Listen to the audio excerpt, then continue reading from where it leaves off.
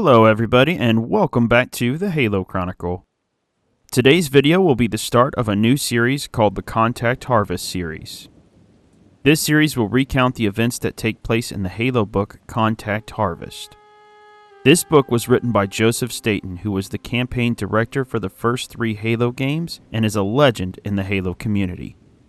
In this retelling of Contact Harvest, we are going to see some perspectives from some prominent Halo characters, including Sergeant Avery Johnson, Tartarus, and the Prophet of Truth. Before we start this journey, let me provide some background and context to some of the events that will take place in this story. This story would take place in the middle of a brutal human civil war called the Insurrection. Humanity's expansion into the stars would lead to strife and conflict. This war would pit 2 separate human factions against each other. The first would be the Inner Colonies.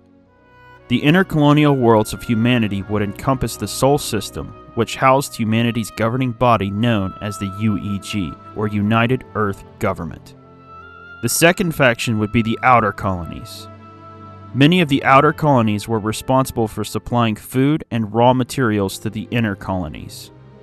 These colonies were widely seen as farm and resource colonies. As humanity expanded throughout the Milky Way, the outer colonies began to resent the control exerted upon them by the inner colonies. They began to believe their best interests were not properly being represented. Their resentment would lead to conflict. The outer colonies began to rebel. In an effort to re-establish control, the inner colonies would levy heavy taxes on the outer colonies, which only exacerbated the conflict. This led to a series of rebellions on the outer colonial worlds. To put down these rebellions, the UEG would establish the UNSC, or United Nations Space Command. The UNSC would move from system to system, putting down rebellions that would spring up. Eventually, the number of rebellions would begin to overwhelm the UNSC forces. To stop the bleeding and prevent further bloodshed, the UNSC would send forces to loyal outer colony worlds to establish militias. The UNSC would exchange training and supplies for the loyalty of these militias. The primary focus of these militias would be to protect the colonies from insurrectionists, monitor for potential rebellions, and help the UNSC maintain order in the outer colonies.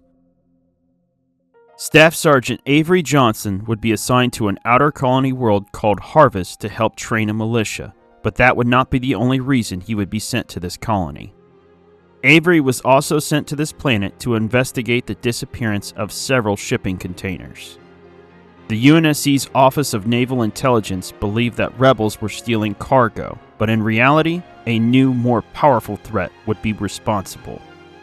Before we can jump into Sergeant Avery Johnson's exploits on Harvest, we must first talk about his previous mission, Operation Trebuchet.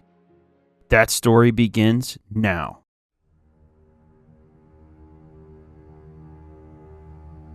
Staff Sergeant Avery Johnson and Staff Sergeant Nolan Byrne would be assigned to a mission on an outer colony world called Tribute. This mission would be a part of Operation Trebuchet. Their mission would be to infiltrate and eliminate an insurrectionist bomb-making operation. This operation would be disguised as a vehicle repair shop. Each of the staff sergeants would lead their own squads, but they would work in harmony with one another. The mission would take place at dawn. The squads would mount up in 2 Hornets and move in for a stealthy approach. The squads would touch down a short distance from the shop and make their approach on foot. Each squad would cover a different entrance to the shop. After giving a signal that they were in position, each squad would burst into the shop. Within 60 seconds, the squads would use suppressed SMGs to eliminate their targets. Staff Sergeant Nolan Byrne would even remark that they didn't even have to change their magazines. They also captured 4 individuals for interrogation. Using an Argus bomb detecting unit, Johnson would begin searching for explosives, but none were readily visible. Staff Sergeant Byrne was given permission by the mission's commander to interrogate the 4 captives. After some careful persuasion, one of the captives would inform the group that the explosives were mixed into the rubber that was used to make tires. After careful examination by the Argus unit, this information would be confirmed. Johnson would then upload the mixture signature to the Argus database, and Argus units across the colony would begin searching for possible matches. The Argus units would find that the tires on a 16-wheeled trailer parked at a nearby Jim Dandy diner would contain the same explosive chemical signature. Command would order Byrne to take the captive who provided the information about the explosives and eliminate the remaining captives. Johnson and Byrne's teams would then board their Hornets and head towards the Jim Dandy diner. Upon arriving, Johnson would use an Argus unit to track the explosive residue in the diner. He would identify a male suspect at the diner with traces of the explosive on his person. Before the team could make a move, the suspect would pay his tab and exit the diner. Johnson would track his movements with a Gauss cannon. Johnson would receive permission to fire from command. Johnson loosed a single round into the target. The round would pierce the target's chest, killing him instantly. Byrne's team would go groundside to investigate further. After Byrne's team landed, Johnson would get an alert from his Argus unit. The unit would detect more explosive residue in the diner. Johnson would identify a purse on the diner's counter as the source. Byrne's team would enter the diner to investigate. While investigating the purse, a woman would exit a nearby bathroom. Johnson would identify explosive residue on her person. Before Byrne could react, the woman grabbed a nearby little boy to use as a human shield. She then pulled out a detonator that was tied to the nearby trailer. Johnson attempted to get a shot with his Gauss cannon, but couldn't get a shot that wouldn't hit the boy. Command ordered Johnson to take the shot anyway, but Johnson froze.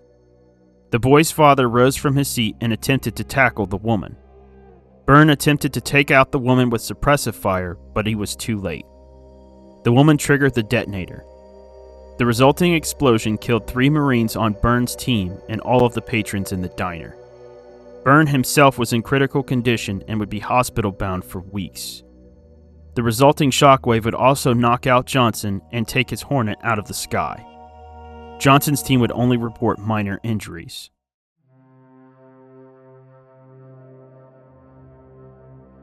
An automated shipping container called the Horn of Plenty would unexpectedly leave slipspace after leaving Harvest Colony.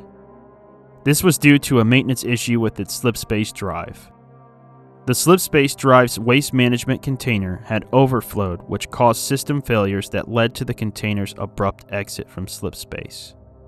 The navigational computer aboard the Horn of Plenty would send out a distress signal, but due to its low priority load, it assumed that this rescue would take weeks. To the navigational computer's surprise, a ship would arrive within a few hours.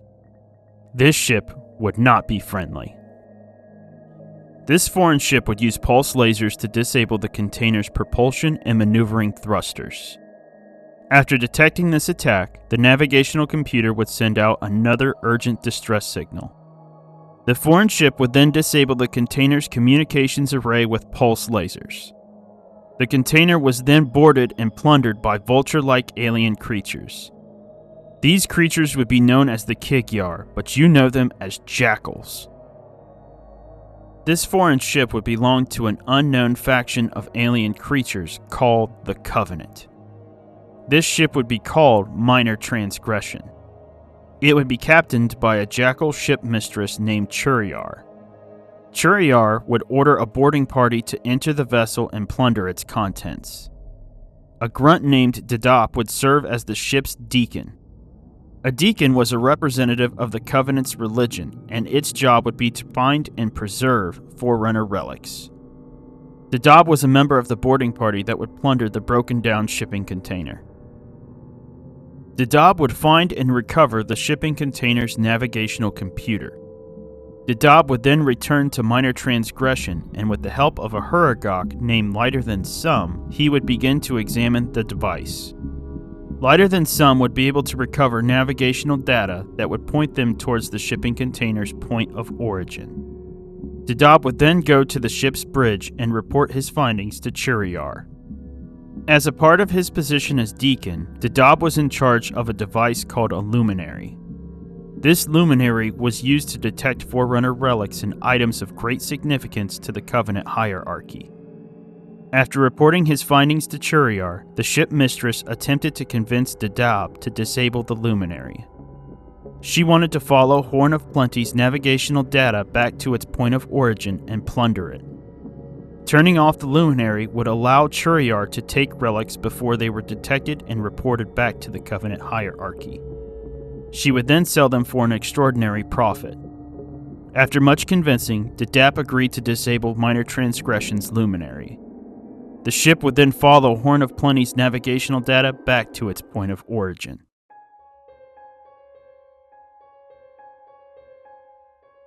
The human colony known as Harvest would be run by two primary artificial intelligences. The first AI would be called Sif. Sif was in charge of transporting Harvest crops through slipspace to 6 other human colonies. She would work in tandem with another artificial intelligence on Harvest called Mac. Mac was in charge of Harvest ground operations, namely plowing, planting, growing, harvesting, and packaging all of the crops grown on Harvest. Sif would be the AI that would detect Horn of Plenty's distress signals. After close inspection, she would find that she overlooked maintenance records of the container, which led to the breakdown of its slipspace drive.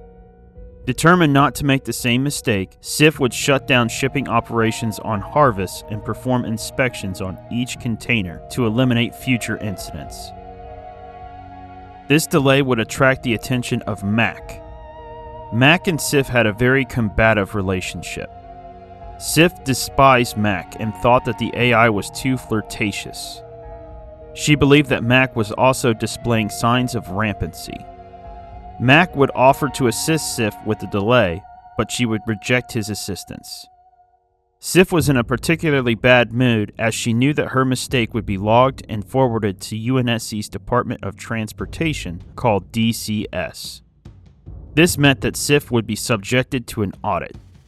After a short delay, all of the containers were inspected and Harvest crop shipments would resume.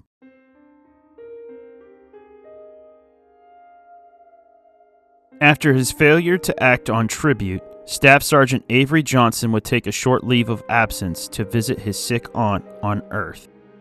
His aunt had raised him since he was 6 years old and was in failing health. Johnson would arrive at his aunt's care facility in Chicago. Upon entering his aunt's apartment, Johnson would find that the unit had been cooled to near freezing temperatures. This immediately set off alarm bells in Johnson's mind. He would find that his aunt had passed away and was still laying in her bed. Her apartment's automated systems would detect her death and cool the apartment to preserve her body. Johnson sat in a chair in his aunt's room and waited. He waited for the orderlies to come and collect his aunt's body. Johnson angrily confronted the orderlies in charge of his aunt's care. After some intense interrogation, the orderly would inform Johnson that his aunt had died 3 days ago. This sent Johnson into a deep depression. Johnson would leave the care facility and head downtown. There, he would frequent local bars and begin binge drinking for weeks. Eventually, Johnson would even exhaust his leave and go AWOL. A drunken Johnson would be found at a UNSC Marine recruitment facility. Johnson would advise a Marine recruiter that he was absent without leave. After checking Johnson's service tag, the recruiter would confirm his status. He would inform Johnson that his request for a transfer was approved.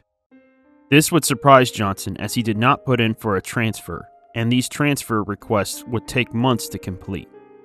Johnson would pass out and the recruiter would be forced to take the unconscious staff sergeant to the airport. There, Johnson would report back to the UNSC and begin his long journey to Harvest. This is going to complete today's chapter of the Contact Harvest series, but before I close things out, let's discuss some interesting bits of lore tied to today's video. Operation Trebuchet was a large-scale UNSC operation that took place on multiple outer colony worlds and lasted over 10 years. This campaign was aggressive and widely accepted at its inception, but the rebels dragged out the fight with guerrilla tactics. They did this so much so that it caused human perception of the operation to change. Many began to believe this campaign was a genocide, and support for the operation plummeted. The rebels would also use the bloodshed caused by this operation to recruit others and expand their reach. This operation would only be suspended when the Covenant was discovered and the Human Covenant War would begin. Harvest Colony was the 17th human colony established during humanity's expansion into the Milky Way. It was also the furthest colony away from Earth at the time. Harvest was selected to become a colony due to its abundance of fertile land. Its primary focus would be to supply crops and food to 6 other human colonies. One of the reasons that Minor Transgression's ship mistress Churiar wanted to plunder Harvest was not just for monetary gain. She wanted to make enough credit to store the ship for a Kig-Yar mating cycle. She desired to produce offspring but could not afford to take time away from her position. The reason that Sif and Mac had such a combative relationship is due to a near accident involving Sif's data center. Every solstice on Harvest, its residents would shoot off a ground-side magnetic accelerator cannon in celebration. Mac was in charge of firing the cannon. During one of the celebrations, Mac fired a Mac round that nearly hit Sif's data center. Her data center was stationed atop a space center that was connected to Harvest with several space elevators. This space center would be called the Tiara. This incident would destroy any level of trust that Sif had with Mac. If the Mac round hadn't missed, Sif would have been destroyed. Bonus fun fact. Each artificial intelligence that the UNSC created would pick its own avatar. Sif and Mac would be no different. Sif would take the form of a Viking princess, and Mac would take the form of a US cowboy. If you enjoyed today's video, please don't forget to like, share, and subscribe if you have not already done so, as it helps out the channel a ton. On the next episode, we will discuss Johnson's journey to and arrival on Harvest. We will also discuss Minor Transgression's plundering of another human vessel and Sif's audit following the maintenance error that led to the loss of the Horn of Plenty. If you guys have any feedback, suggestions, questions, or just want to let me know that you enjoyed the video, please feel free to let me know in the comments below. I try to respond to every comment posted as soon as I can. Thanks for watching today's video, and I will catch you next time.